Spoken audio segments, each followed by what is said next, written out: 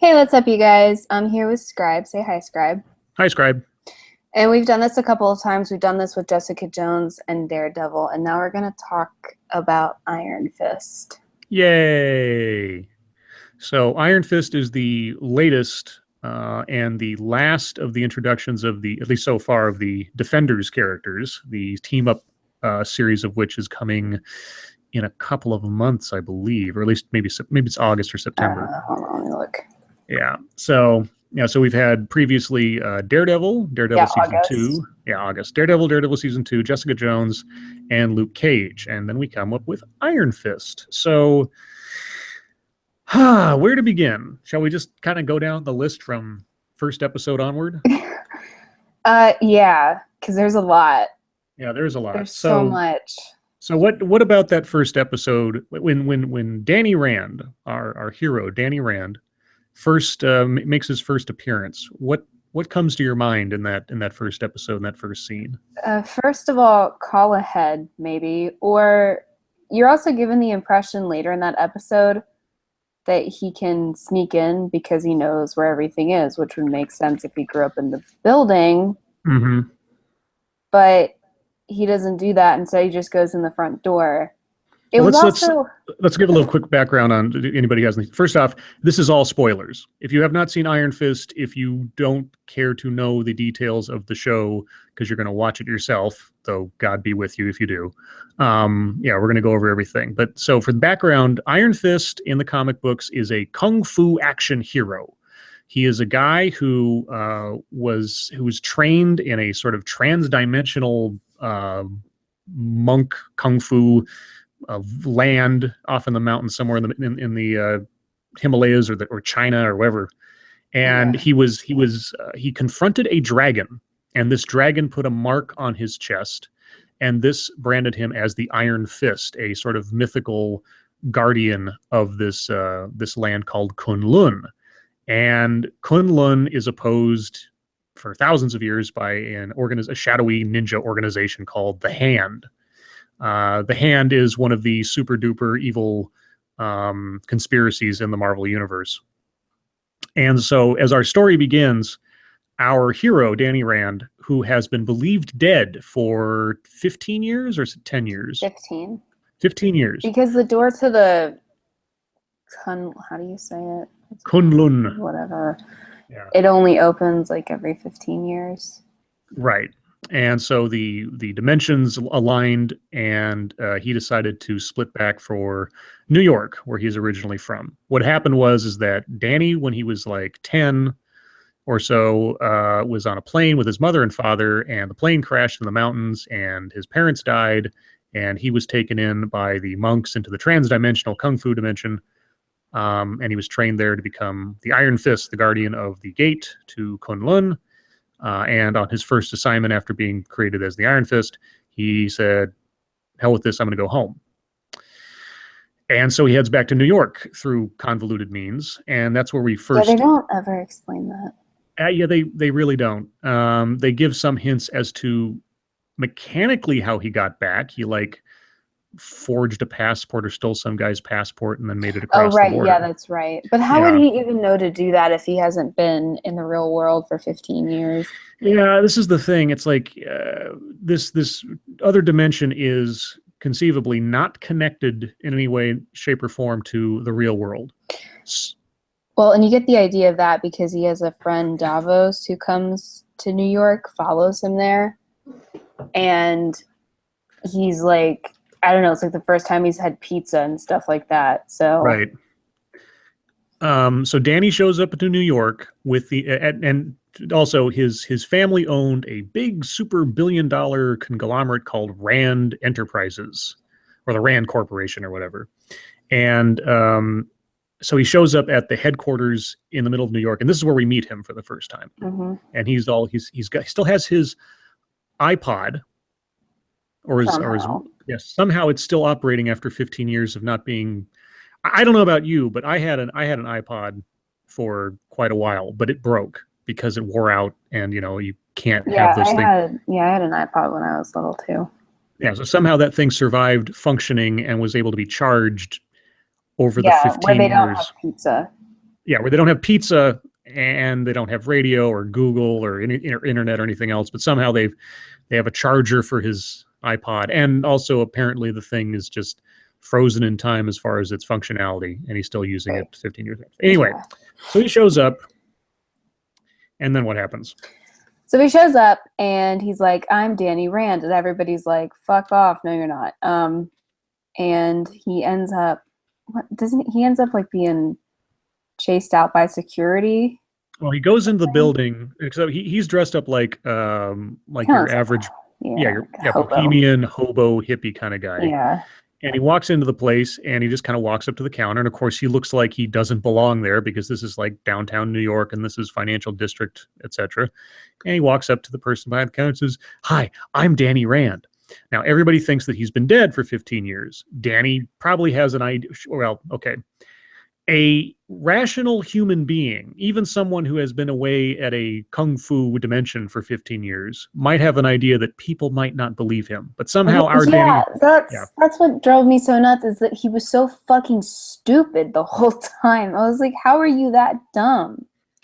Yeah, it's a very inconsistently written character, because on the one hand, they talk about how he's been in, I mean, when I think of martial arts, when I think of like hardcore martial arts, I think of like Bruce Lee and discipline and self-control and control over your emotions, control over yourself, control over the world around you, kind of thing. He's kind of a whiny little bitch face. He is. I mean, this is not someone who I would have suspected had spent 15 years in rigorous training, study, meditation. Well, it's basically like the Marvel Jedi Order. Kind of, yeah. Except he's definitely failed on every score regarding self-control. Right. And yet somehow the dragon was like, "Yeah, you'll do." Right, yeah. The dragon who chooses who's going to be the next champion of Kunlun or the champion of the dragon and everything, chose Danny Rand, who's a completely emotionally unstable, lackadaisical nutbag. Yeah, he doesn't make any sense. The other thing that confused me a little bit was that the hand is supposed to be like trying to destroy Kunlun or whatever, and they're in New York selling drugs. Yeah, I don't know. I mean, the hand is a global like organization. They're a global crime conspiracy. So having people in New York for various reasons makes sense. And also, I should say, there is a plot line regarding the hand and specifically something they're doing in New York that is addressed in Daredevil season 2. That is a teaser, more or less, for what I'm pretty sure is going to happen in the Defenders. Some of this stuff made more sense when it came to Gao in Daredevil. Yeah. Yes. Like they started talking about the pier and stuff like that. And in Daredevil, they talk about the pier a lot, and it's like sort of convoluted. Yeah, there are reasons that they're in New York specifically for the sake of this story, but they're not directly addressed in Iron Fist. Yeah, the other thing that I guess was because Colleen, I'm kind of skipping around. Okay, let's just let's go procedurally. So he shows up at the building. He goes in and he says, "I'm Danny Rand," and obviously they ask him to leave. And what does he do? He just kind of turns around. Yeah, he turns around, goes back in, and then he kicks the crap out of the security guards. The shit out of everybody. And later in this episode, like I said, you're led to believe that this guy could have snuck in anyway. And wouldn't you know, like thinking about it, you'd be like, all right, I'm 25 years old. I can think straight, and people are probably not going to believe my hobo-looking ass. So I'm going to sneak in and go find Harold, because at this point he thinks that Harold's still alive. Right. We should say that the company's been overtaken, or the running of the company's been taken over by the Meacham family since Danny and his family supposedly perished, and that is Ward Meacham, the son, Joy Meacham, the daughter, and Harold Meacham, who was the patriarch of the family. But as we open the show, Harold died some 12 years back or something. Yeah. Yeah. So wouldn't you sneak in and then go try to find Harold and then be like, "Hey, Harry"? Well, let's that. talk about what does happen first, then we can go into what should have happened. Okay. So Danny beats up the security guys, goes up to the top floor or whatever into Ward's office, and then, "Hi, I'm Danny Rand." And Ward's like, "No, Danny's dead." "But no, really, it's me." "No, it's not." And Joy comes in. "It's me, Danny." "No, it's not. Danny's dead." The security guards come in and take him away. That's basically the conversation they had, if I'm remembering correctly. Yeah, pretty much. The other thing that confused me is that it's pretty soon after that revealed that Ward was kind of a douche nozzle to him as a kid. Yep. And so the person who he immediately looks for after he finds out that the dad is dead is Ward. Well, now, see, I could almost believe that if over the course of the 15 years he'd come to peace with all that stuff and understand, yeah, but given that, yeah, but they clearly state later, like, yeah, I know. I tried to in the beginning of things, I was trying to extend the benefit of the doubt that, okay, something useful happened to this guy when he was off studying for 15 years. Then he came back, and you would think so. So then he gets kicked out of the building. Right. And then he immediately goes back to his old home, which has since been moved into by Joy, and he breaks into this home. Right. Or was it, did he camp out in Central Park before that? It's something like that. I don't know. Yeah. So, yeah, it's kind of confusing. So Central Park's not really. He's just a little homeless for a while. Right. He sleeps in Central Park, sitting under a tree. He meets a homeless guy named Al, who he has far too long. There's scenes with him in Central Park that just go on forever. Yeah. And nothing happens. And then Al does a croakle, and then that's it. Yeah, Al. The only thing that Al does, I believe there's 2 extended scenes with him in the park with Al. And the second scene, Al shows up with a stolen iPhone. And with this iPhone, Danny is then able to look up his own history or the story of what happened to him, even though you would think that if he's traveled from China to New York, that he hasn't at some point, either at a public library or just randomly on the street or whatever, has learned about the internet or Google and looked this stuff up previously. It just doesn't make any sense. And then Al dies. He just shows up. Danny shows up, and Al's just like slumped against a tree, and he's like OD'd. And then there's a tattoo on Al's shoulder of a raven. And this is significant, or at least we're supposed to think this is significant, but it almost never comes up. And when it does come up later on in the show, it almost means nothing. It's like, oh, the raven was the symbol that led him back to New York. And it's like, but why? And who? And, right. and what has it got to do with anything? Well, the raven just sort of like, I saw the raven, and then I was like, you know what? I know that I have this responsibility to this whole other realm, but I'm just going to go. Yeah, I've just been spending 15 years learning about the threat of the hand to this magical dimension where these monks saved my life and took me in and trained me in the ways of the Iron Fist, and I was chosen by a dragon to be this this fucking symbol. Dragon. A dragon. Yeah, dragon. I mean, in the comic books, literally a dragon hugs him. He didn't like yeah, the dragon hugs him, so and cute. Yeah, and the heart of the dragon burns that symbol on his chest, and then he's chosen everything. And so after all of this, he's standing out there on his first duty assignment of guarding the gate for the time that the window is open between dimensions to ensure the hand doesn't come in to invade. Right, which is really important. It's like you had one job. Yeah, exactly. You had one job. You were trained to do this. You were chosen by a mythical creature to do this. You have a giant tattoo on your chest that says you're the person to do this. You see a bird, and you decide to run away. Without telling anybody, you just kind of like, oh, fuck this, I'm off. And somehow you make it off of the mountain without you have no money. You have no idea how the world works after 15 years. You have no way of knowing where to go or how to do this. And yet somehow he makes it from China, or the China area, they never really get specific, all the way to New York with somebody's stolen passport. Yeah, he just steals somebody's passport, somehow switches his photo out with the guy's passport because he had a photo of himself somehow from that era. Oh, no. Okay, and then he gets to New York. I can't help but just kind of go through this logically. He gets to New York, and the first thing he says he's going to do is he's going to walk right into the office building without any preamble, get himself up to the top of the building, go to someone who hasn't seen him in 15 years and probably believes that he's dead, tell him, I'm really the guy you think is dead. You have no proof of this. And not only that, but okay, setting aside okay, you've been gone 15 years. Obviously, you don't have any documents. You don't have any physical proof to tell this guy. What would you do as a reasonable person if you had to convince someone from your childhood that you are who you say you are? I don't know. What's Just the natural inclination? say something that only that you would know, or something like that. Exactly. And he never does this until like the third fucking episode.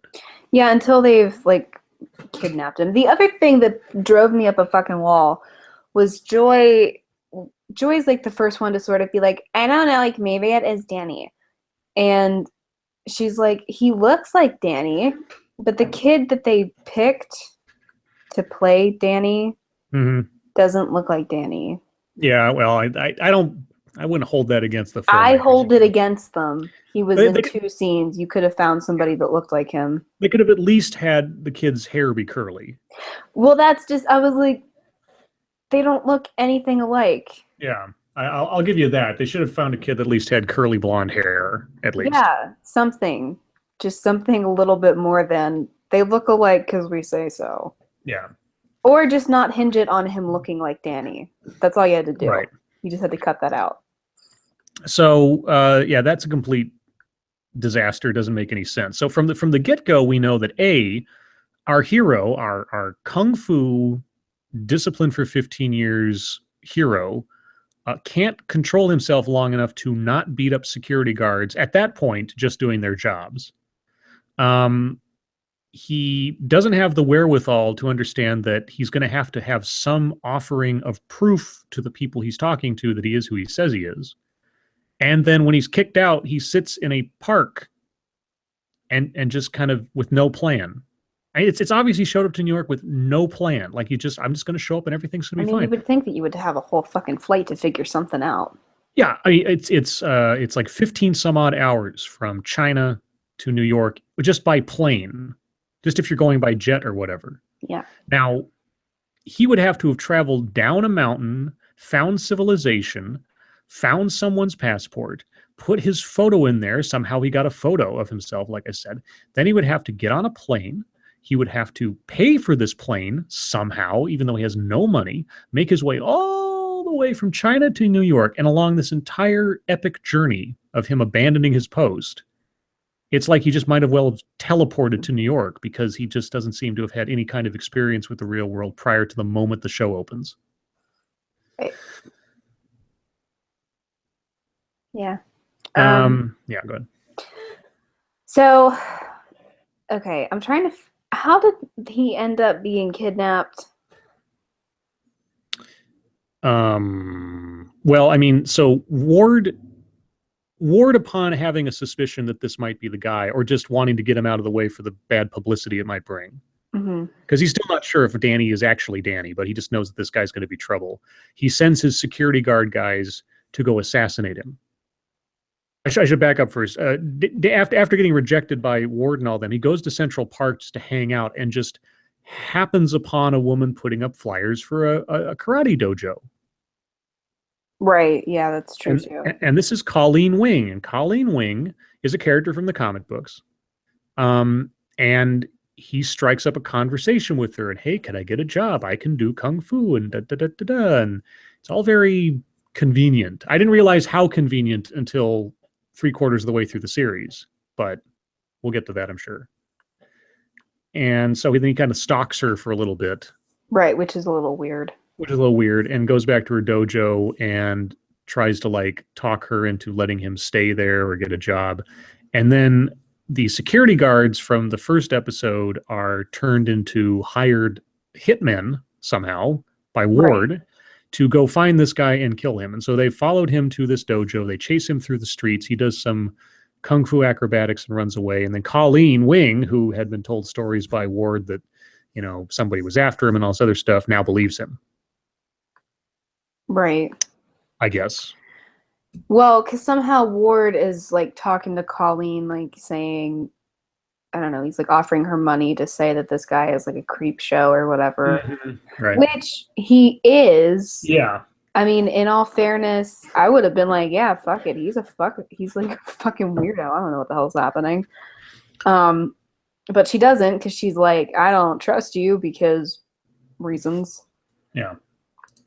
We should also mention that Harold Meacham actually isn't dead. Right. He's secretly alive. He's living in a secret apartment with a secret assistant and a secret exercise trainer who somehow all are willing to conceal the fact that this super famous, super rich guy is still alive after having died 12 years previous. Yeah. He's orchestrating things from behind the scenes. He's sort of the Wizard of Oz. Yeah. And Ward knows that he's alive, but Joy doesn't. Right. Because reasons. And Harold, so from the first couple episodes, Harold is lined up to be the main villain. This guy is, he's pulling the strings. He's got some master plan, and Danny Rand showing up throws a big wrench into that. And he was also a cool, almost villain, I thought. The actor was I forget what the actor's name is, but he was in 300. I believe he's Scottish. Anyway, he's a very good actor. He wasn't given a whole hell of a lot to do here, but he was fun to watch. Yes, yeah, he took what he was given and he made a lot out of it. He was fun to watch for most of it. And I was really disappointed with what they ended up doing with the character.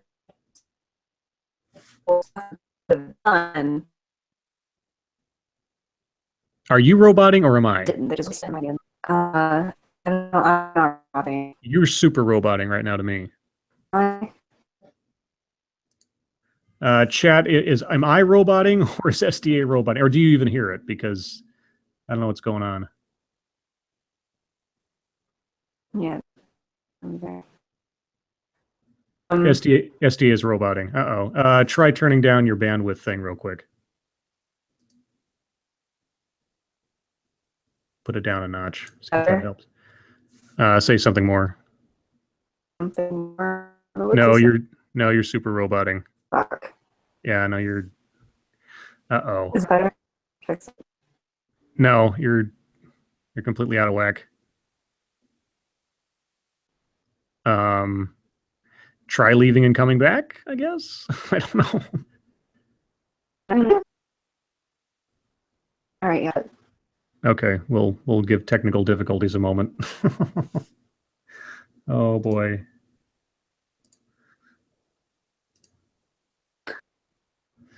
So I can't. Did I try again? I can't ending it. Oh, okay. Well, then we're in trouble because if I'm understanding you, I only heard like half the sentence.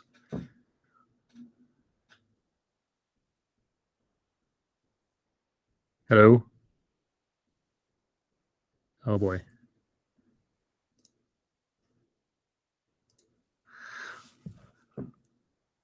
Well, hey everybody, if you can hear me. I don't know if you can hear me. Yeah, Marvel's conspiring to keep us from criticizing Iron Fist. Now, admittedly, I've already done this to some length in a previous stream I did on my channel, so I hope I'm not too terribly repeating trod territory here. But if SDA can't join us, then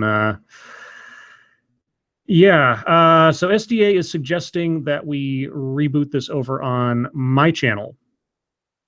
So I am going to set that up now, just for the sake of things. So give me a moment to do that. Yeah, I think what we'll do is we'll start it up over there, and then she can download it and upload it to her channel, and then I'll zap it from mine because I've already done an Iron Fist thing over there, and I don't want her content to go.